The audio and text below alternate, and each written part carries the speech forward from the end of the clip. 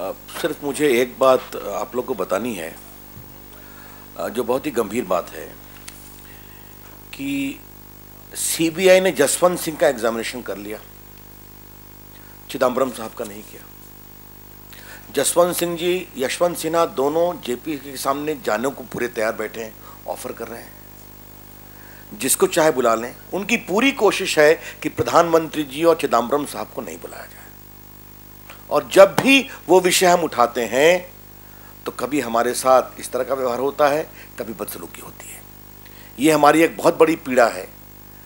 हम सभी अनुभवी सांसद हैं, यशवंत जी और गोपीनाथ जी तो बहुत पुराने हैं, but we have given some time in the parliament and this kind of behaviour was, I was almost shouted down, no.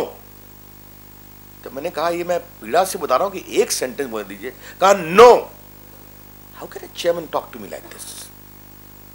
जब इन्होंने कुछ आपत्ति किया, यशवंत सिन्हा सिर्फ भारत के पूर्व वित्त मंत्री नहीं है, स्टैंडिंग कमेटी फिनांस के चेयरमैन है, कई जेपीसी के मेंबर्स रह चुके हैं यशवंत सिन्हा, कई जेपीसी में पेश हो चुके हैं as a former finance minister. तो इतने अनुभव के बावजूद, और हमारी पूरी आशंका है कि जिस तरह से चीज़ें चलने की कोशिश की गई है कि हम डॉक्टर मनमोहन सिंह और श्रीमान चिदम्बरम साहब को नहीं आने देंगे। आज हम आपको दो उदाहरण बताना चाहते हैं। ये जानना बहुत ज़रूरी है कि क्यों, जो यशवंत जी ने कहा रेलेवेंट विटनेसेस। राजा साहब ने चिट्ठी लिखी बार बार श्रीमान चिदम्बरम साहब, माननीय प्रधानमंत्री जी को, आप मालूम है वो चर्चा हम कर चुके हैं।